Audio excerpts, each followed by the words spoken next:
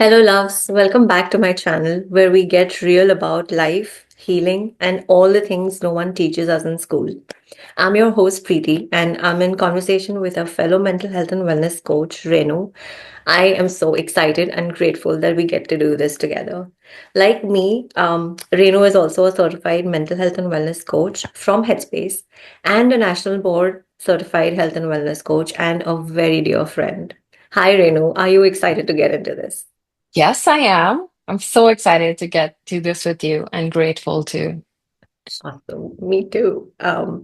So today we're getting into something so many of us struggle with, making friends as an adult.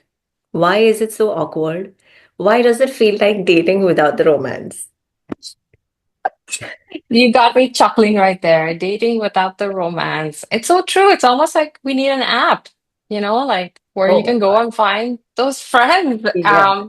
I don't know, maybe there are apps out there, but you know what? It's true. It's really hard to make friends. I struggle with it too. Yeah.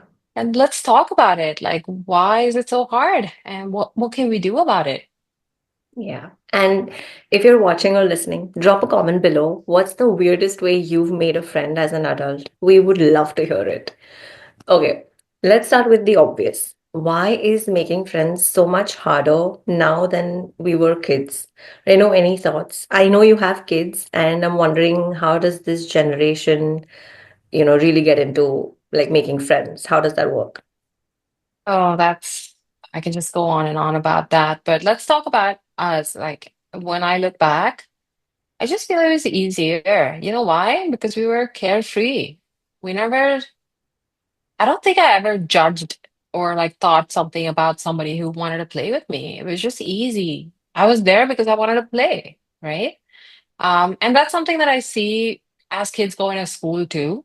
Yes, some of them are shy, it takes time, but there'll always be somebody who will come and pull you in that community. But so that's great until grade one or two. And as you get older, what I've found with my oldest is they get into gaming. Everything's online. Yeah, What do you do? And it's just so hard, like for kids now, because you want to fit in, but your social circles are online. So you're like fitting in online. And as a parent, even if like, you try to tell them like go out and play, yes, they do go out and play, but they play for a bit, they come back online. yeah, Um, it's hard. It's hard. So as a parent, I'm constantly doing play dates. I'm constantly connecting with other parents, whether I like it or not. Like, and I'm constantly taking the kids from activity to activity, exposing them to more social circles. Um, is just a whole lot of work right now. What do yeah, you think? Like, don't you think? Like, even adults, right? Like, we've just gotten so busy. 24 hours is just not enough. yeah. And Netflix calls, right? Oh my God, yes. Who has the time, right? And Yeah. exactly so. Let's not also forget the trust issues. We've been through life, we've been burned in some way or the other, and now we overthink everything, and rightly so. But I have to mention, whatever feelings we feel, definitely valid, because we've had such experiences, and we keep when I talk about overthinking, right? Like we start thinking like, oh, do they actually like me, or do they just want to sell me essential oils? Also, there are factors like different life stages and priorities, fear of rejection and social anxiety, and also social circles become more exclusive and smaller, as we get into the adulting phase.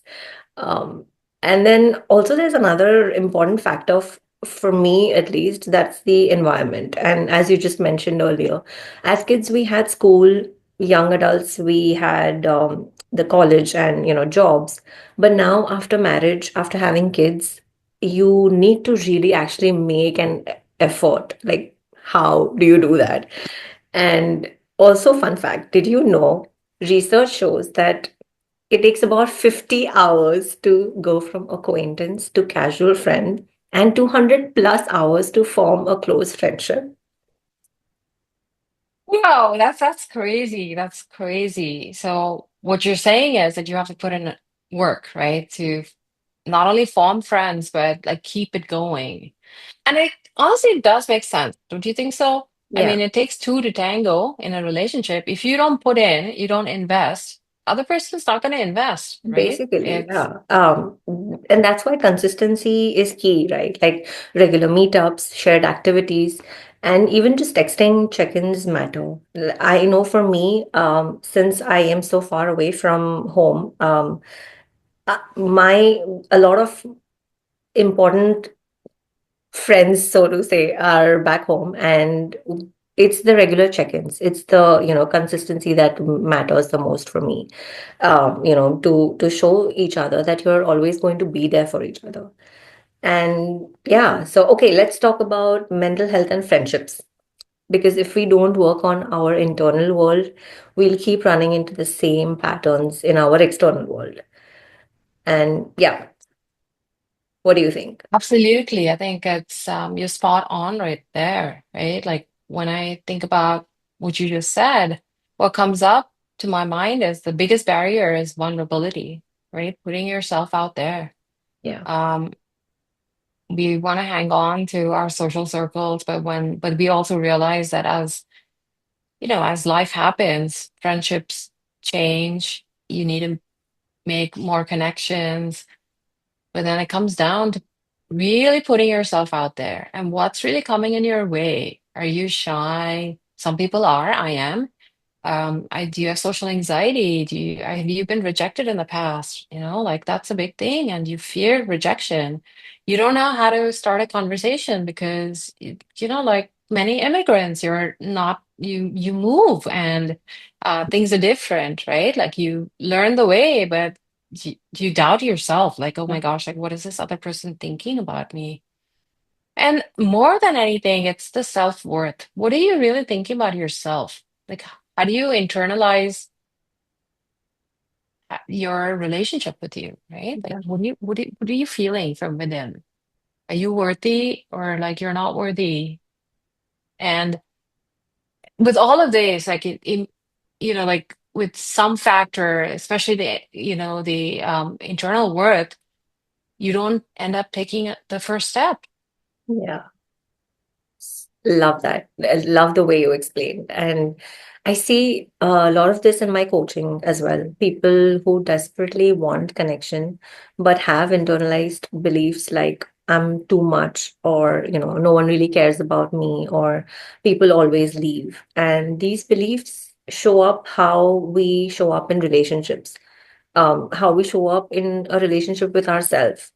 And when we're in a place of burnout, depression, or anxiety, especially as immigrants, right? Like when we are so far away from home, and I think somewhere down the line, our capacity for friendships shrinks, even though we want the connection.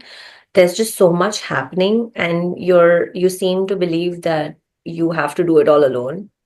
You don't want to tell your family, you don't want to talk to people. And I mean, I guess it's just a whole lot of mix that happens, the exhaustion, the social fatigue, and then eventually even avoidance that takes over. Yeah, I mean, so many factors. But the avoidance and social fatigue is a great point. I mean, I'm glad you touched upon that. Um, when I look back at my own life, the recent phase of being a new mom, I remember I was exhausted and I felt alone. I was seeking connection because we're human. We need that connection. Trying to figure out the nuances of being a new mom. Um, I would, as much as I wanted that connection, I did not want it. Like, I wanted to be left alone because I wanted to sleep. I didn't want to Yeah. worry about, like, is my hair okay? Is there food so that when somebody comes to see the baby, I didn't have the capacity to sit and socialize. Does that make sense? Yeah, definitely. Yeah, I mean, but I miss socializing. I wanted to do it, I just couldn't. Yeah. And thank you for sharing this. This is such a big part of making friendships is as an adult, I think, is first asking, what's my relationship with myself? Do I believe I'm worth knowing? Am I emotionally available for connection? Because when you are dealing with anything in life, especially such major changes and events, we tend to have a lot of, you know, emotional influence over ourselves, our minds. How we feel about ourselves influences how we connect with others. So, Yeah, like that's important. Like how you feel, like if you like it's, I mean, it's like saying, I'm sure you've heard about it, that if you feel happy, y- whatever you do will seem good. So similarly, if you feel happy and you show up in a relationship happy, the other person will reciprocate the happiness to you. It's actually, I think it's been researched. It's crazy, but it's been researched. So oh, how you show up for yourself really affects your relationship. Like how is that going to go? So then that boils down to the essence. True connection starts here with yourself. So, and I just feel like before we even get into where do you find these friends, how do you break into these social circles, blah, blah, blah, and all of that, um, don't you think that we need to do some internal work, digging in? What definitely. are our beliefs? What's holding you back? Um, and, work on that so we can show up 100%. better. Yep, 100%. Wow, I love this. Okay, final thoughts. What's one piece of advice you'd give to someone struggling to make friends? Oh, um, just be kind to yourself. Okay, it's not easy. Life is changing at a fast pace. It is. Yeah. We have so much to catch up with. Yeah. So making friends is not easy.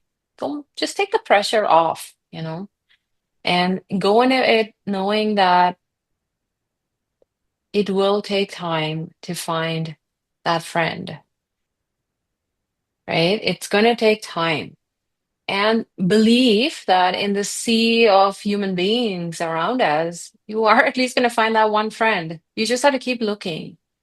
And if you don't believe what I'm saying, just look back into the past. It must have been easier. When you look at those friendships that you're holding on to, like those friends back home, or, wherever they are, why have they stuck despite the distance? They've stuck because there's a sense of mutual respect and understanding. You have shared experiences, Yep. right? You've learned from each other. And how did that all happen? It took time and it took a sense of belief, not only in that friend, but in yourself that, oh my gosh, like this is gonna work, Yeah. right? Love that. Also, I'm just thinking, since you mentioned this, I think when we were younger, we had a lot of patience. We were not in so much of rush. And now it seems like I guess in the 30s and 40s, we're just rushing towards something. And this could go into a whole big different conversation, which we could, dive into the next time. But I'm just like, wow, we're running towards something. I'm not sure what that is, but because everybody is, we tend to like put on our blinders and keep doing the same thing instead of, like just pausing, being aware, and being like, okay, what do I really need right now in this moment? Love that. All right. If you're watching this thinking I have no friends, this is your sign to put yourself out there. Also, if you made it this far, clearly you like us. So hit that like button, subscribe, and share this with anyone who needs it. Absolutely. Yes. Drop a comment. Tell us how you make friends. Maybe put in some tips. What are your challenges? Would love to hear about you. So let's keep the conversation going. Until next time, let's talk. Until next time, bye. Bye.